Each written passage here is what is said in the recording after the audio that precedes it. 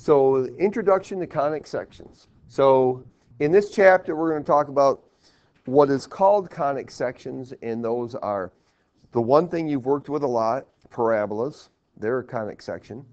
Circles, which is something you're very familiar with too. But we're also going to look at two other things that are called an ellipse and a hyperbola. And if you look at the picture here, we have what's called, let's see, they're called two right cones. And if you notice, if they take those two right cones and they cut them, then they produce one of the shapes. You have a circle if it's a horizontal cut. If the cut is on a little bit of an angle, you get what's called an ellipse, which all an ellipse is a circle stretched one way or another. And a parabola, you can see where that cut is.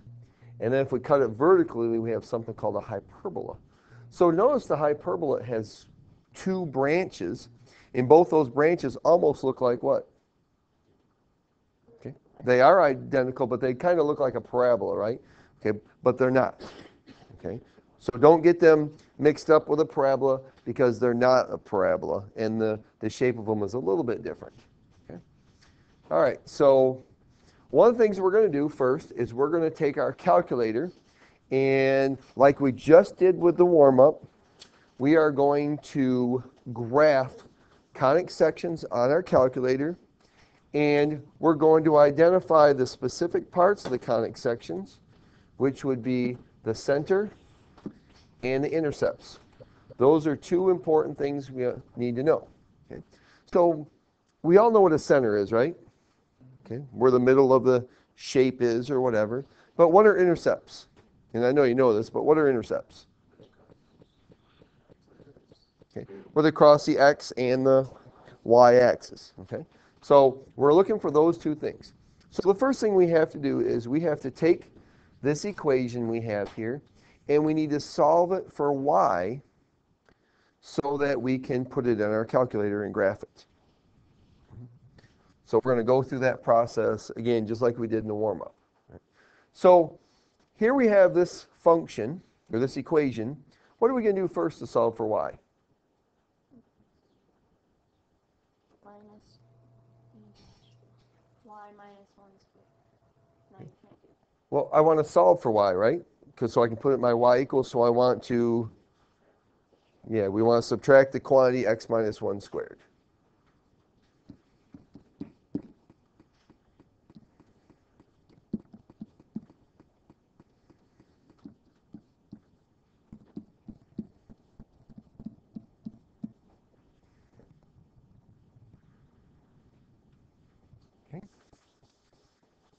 Yes, Gallery. I have a question. Could we take the square root of the left side and right side before we move anything? There you go. Okay? Because Ridge tried to do that in the warm-up, and it was incorrect. Right? You can't do it. If I tried to do the square root of the left side, I would get x minus 1 plus y minus 1, correct? All right? And the thing is, though, is that that's incorrect because those are not, because there is this plus sign between them. All right? If it was a multiplication, yes, you could do that. But because of the plus sign, I can't. It doesn't work that way. Okay. Now, what do we do next? Square root, okay? So we're going to do the square root of both sides. And we get y minus 1 equals plus or minus square root of 1 minus the quantity x minus 1 squared. And you're always just going to leave that as it is. You're not going to multiply it out. You can't simplify that anything. And then we'll add 1.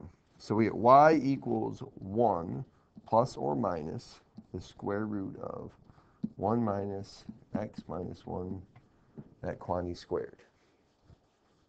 Okay. So we're going to graph it now, and we're going to find the center and the intercepts. So let's take our calculator. And now here's the thing, right? We have a plus or minus here, right? So that means I actually have how many equations? Two of them. So we're going to use y1 and y2. All right, let's see.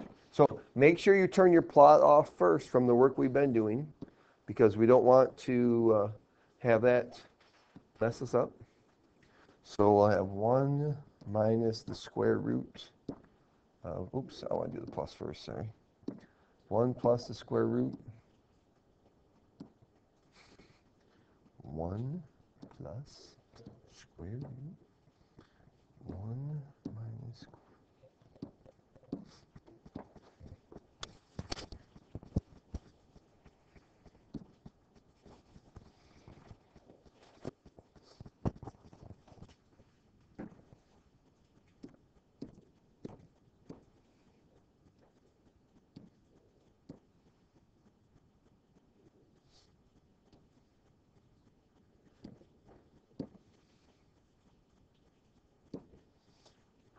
And you know what? I don't think mine's going to work. Anybody know why mine won't work? Might not work? Yeah, my square root didn't go over the whole thing, did it? Right? That's because I changed my mode the other day back to classic mode instead of math print. And so I'm going to, oh, hey, look at that. Wasn't that nice? All right, change it back. Now, Ashley, you need to make sure that you have parentheses around this whole quantity. Okay, so you're going to need what's here plus a parenthesis before the 1, which you do have, right? And make sure you put 1 after the squared. Okay. All right, now hit zoom 6. All right. That's kind of hard to see, isn't it? So we need to zoom in a little bit. So we're going to go zoom 4, which is zoom decimal, which will make it a little bit easier to see that. Okay. Now I want you to hit zoom 5, which is square. That makes it the real shape will go there. And what is that shape? Okay, so we have a circle. Yours is a half a circle because you probably did 1 plus, but you didn't do the 1 minus. Okay, yes, Travis? Okay, for some years it's going to, because the calculator has some issues, that it may not be connected in the middle, right?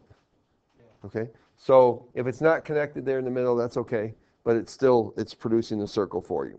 All right, just sometimes the calculators, with their, they have glitches too. It won't be connected. Okay. So we have a center at, or where's the center at now?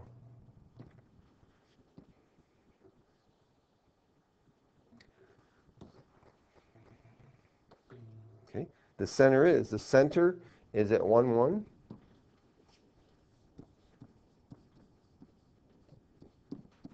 Okay, right here. All right, and where are the intercepts? Okay, they're at 1, 0 and 0, 1. 0, 1. There we go.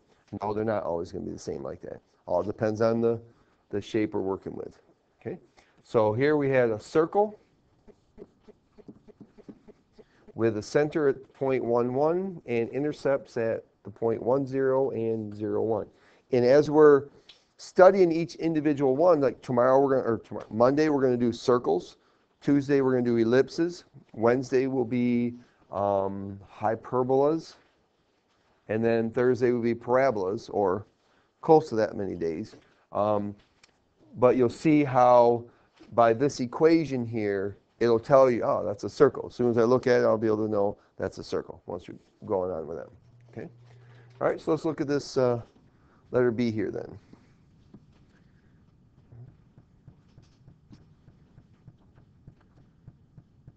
So go ahead and see if you can solve that for y first of all.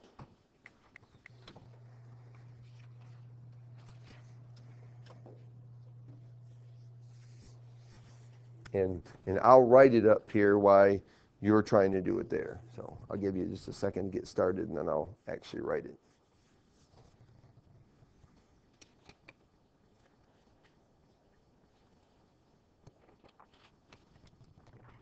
But make sure you put it on your paper first, and then put it in your calculator.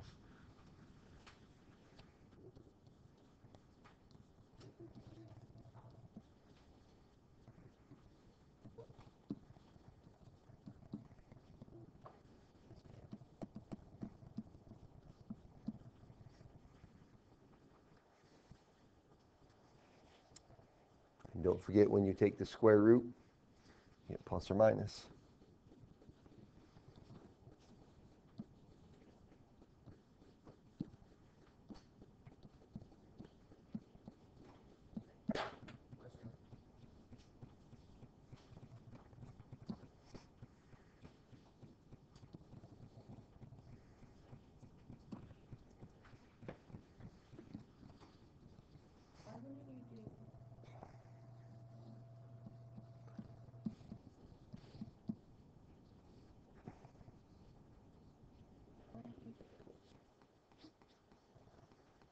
Square root it when it was y squared over 25.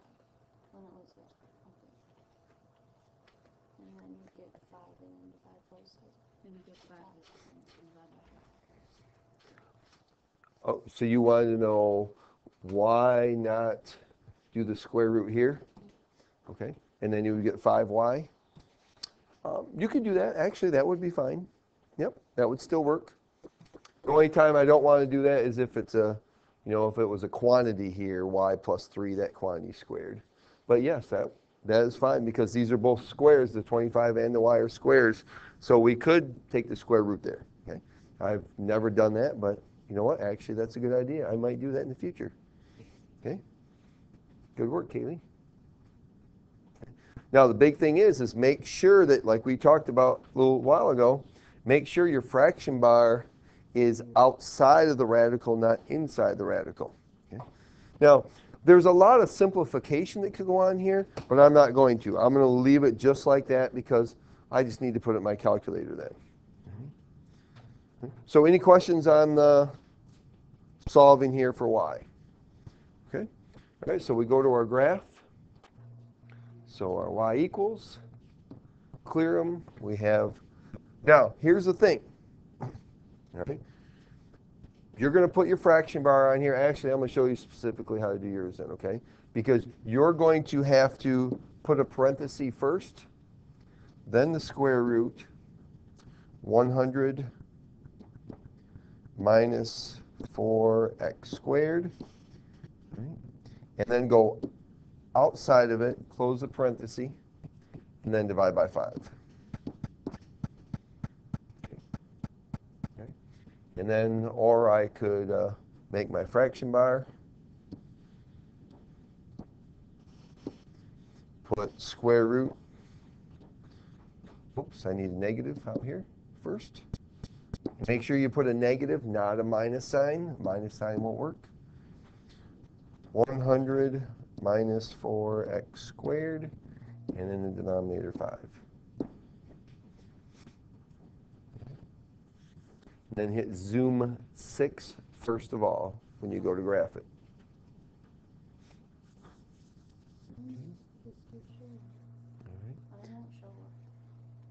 All right, so now I want it, just a second. Now I want it to look like that, but then always after you do zoom 6, if you need a smaller window, go to zoom 4.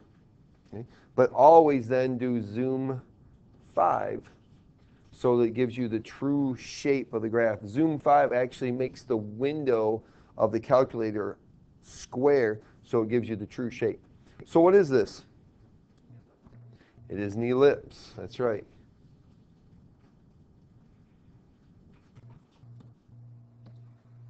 Okay. This is an ellipse.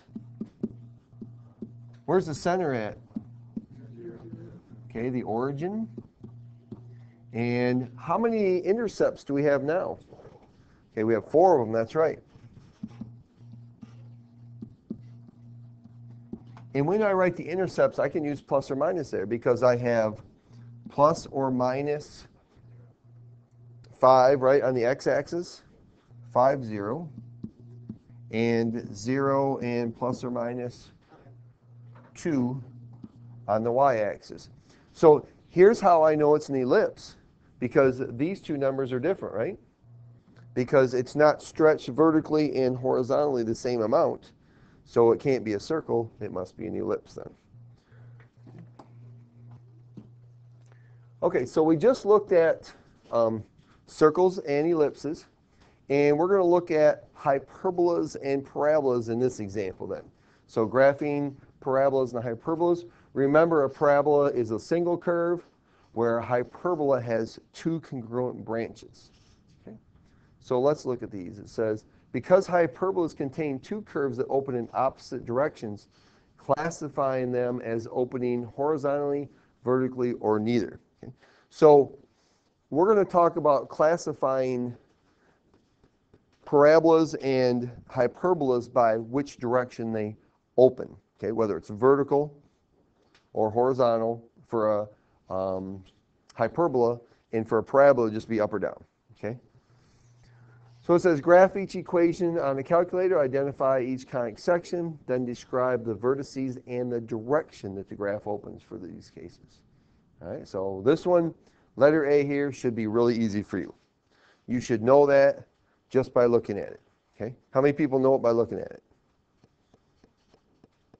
Y equals negative 1/2 x squared. Okay? All right? It's y equals x squared, which means it's going to be a parabola, okay? And the negative 1/2 tells me what? Okay, it opens down, all right? So let's graph it just to make sure of that. Go to our y equals, clear both of them. And do I have to use a fraction? No. Okay, so we can do y equals negative 0.5 x squared. And graph it. Go back to Zoom 6 for my graphing. And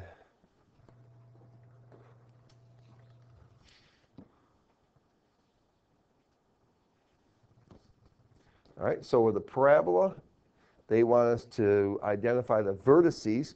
What are vertices? Are they the same as intercepts? No, intercepts where it crosses the x or y axis, right? Vertices are the Where it touches.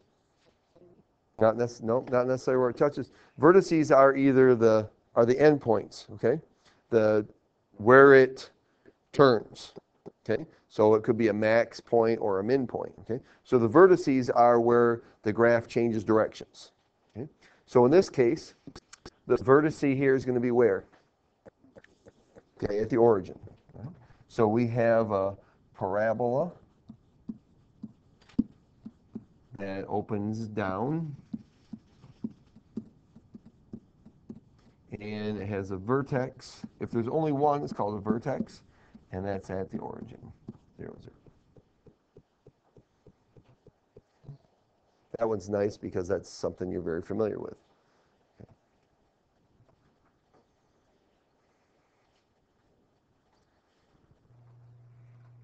All right, let's look at letter B. So letter B, we're going to actually have to solve for y first of all.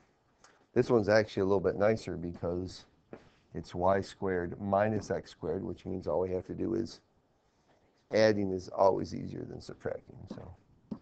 So we add x squared to both sides. And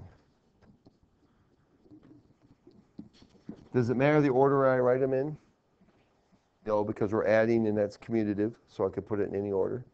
All right, we take the square root and we get y equals plus or minus square root of 9 plus x squared.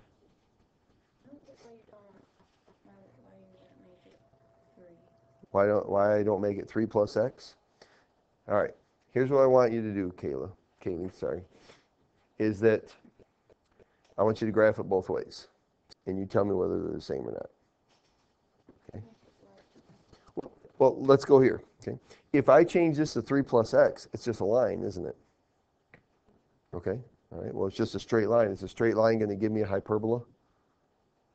No. Okay. So it doesn't. That's incorrect mathematics. Okay. Because if I put a number here for x, and I found the answer, it wouldn't be the same either. So like if I put 1 in here for x, right, so then I'd have the square root of 3 plus 1, which is 4. Okay. Or if I put 1 in here for x and I squared it, then I'd have 9 plus 1, which is 10. Is the square root of 10 equal to 4? No. Okay, so that's one way you can check whether doing something like that is correct or not, is just by putting a number in and see if it works, if you get the same answer. Okay, I wouldn't get the same answer, so that doesn't work. Okay. All right, so let's graph this. Y equals square root of 9 plus x squared and negative square root of 9 plus x squared. And graph zoom 6.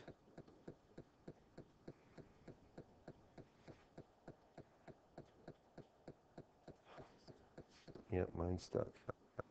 If yours is stuck like that, where it just keeps working, then just hit the on key, that'll stop it, and then hit graph again. Okay. So since this has 2 branches, then it is a hyperbola.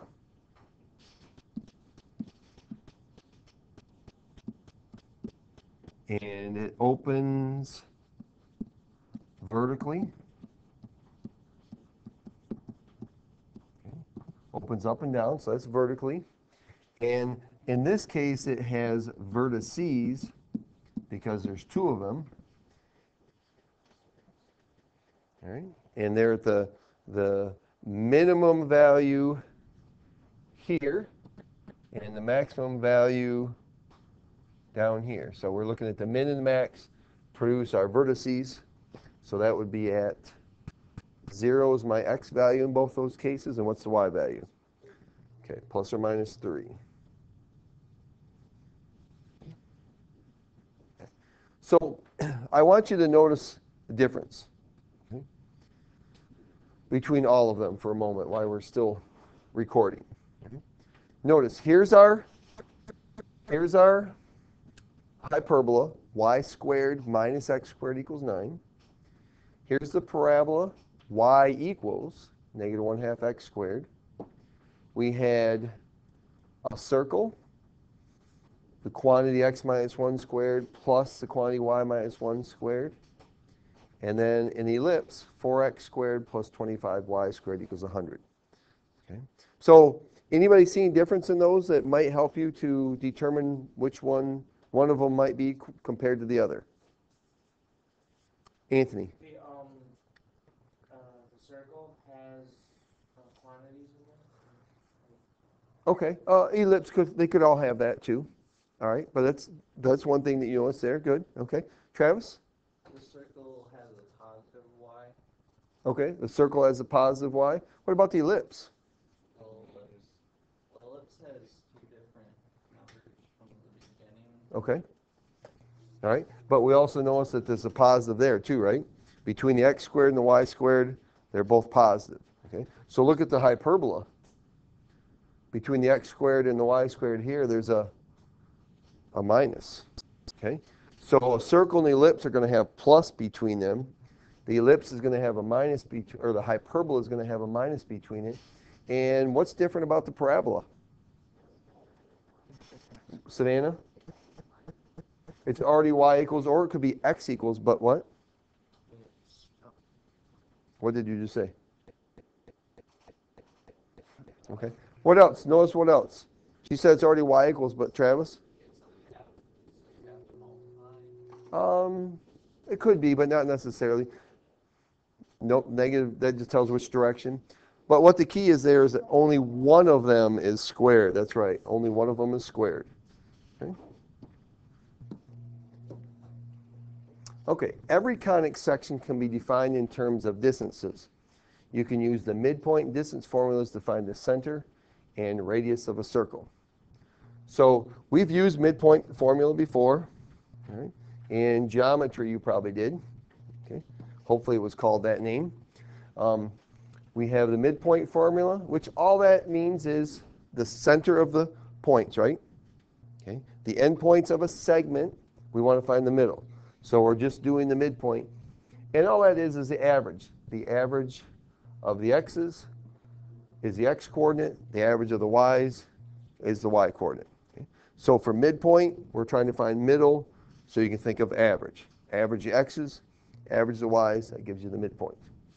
And then the other thing is the distance formula, which actually if you look at this, what is the shape here that they're using to find the distance A right triangle. Well, if you're finding distances with a right triangle, what do you usually use for that? The Pythagorean theorem, and I see that it's written right here. So, okay, got the Pythagorean theorem. Okay, so all this is the Pythagorean theorem. Okay, it's the difference between the x's is just this horizontal length. The difference between the y's here is the vertical length. Okay? And then to find the hypotenuse, the distance between the 2 points is just a squared plus b squared equals c squared. Okay? So all the distance formula is the Pythagorean theorem. And so lots of times when I'm doing it, I'll just use the Pythagorean theorem and not even really use the distance formula as it's written. Okay? Okay. So reminder that the diameter of a circle always passes through the center of the circle. And how does the radius compare to diameter? Half of it. Okay. Okay, so we're going to find the center and radius of a circle. Here they have a circle that has a diameter with endpoints at 5, 4, and 0, -8. And my suggestion to you would be to draw a rough graph. Okay? You don't have to do this, but I like to graph these. And I have the point 5, 4, so that's, I can say that's about here. And the point 0, -8 is somewhere down here. Okay? And so I want to find the midpoint of the segment. And I want to find the radius, which is half the distance, right, of that segment. So first of all, we'll find the midpoint. So the center, and all the center is, once again, is the average of the x's and the average of the y's. So I add the x's together, divide by 2, add the y's together, and divide by 2. So the center is going to be the point 5/2 and -2, right, which would be approximately here.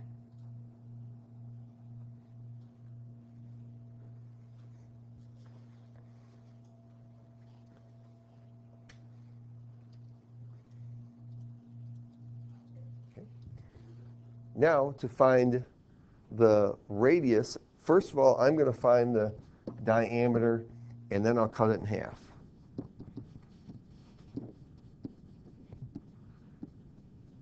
And to do that, then, I'm just going to use a little bit of Pythagorean theorem here. Okay. All right, so let me write my points. So this is 0, -8, and this is 5, 4.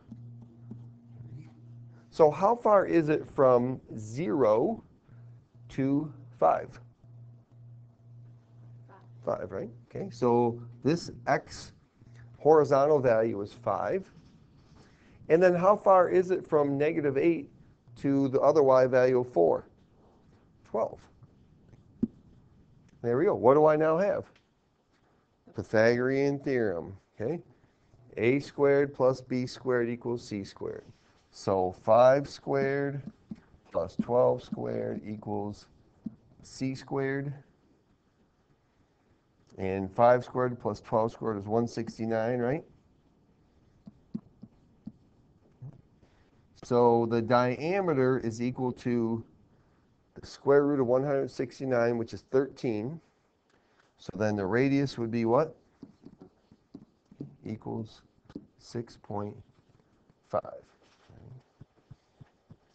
Now, if you want to use the distance formula, you're more than welcome to. Right? So if I was using the distance formula, let me actually write it down. Oops. And let me show you that we get the same answer. Right? If we use the distance formula, we would have the square root of, we subtract the x's, 5 minus 0 squared. Subtract the y's, which is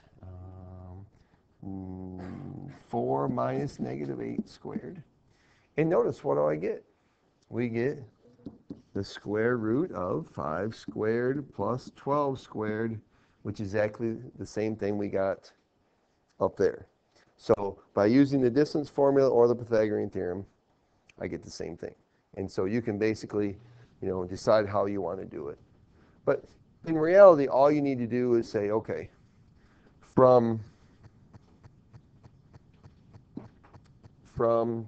5 to 0 is 5, from 4 to negative 8 is 12, and the difference between the x's is your a, distance between your y's is b, and then you do the Pythagorean theorem.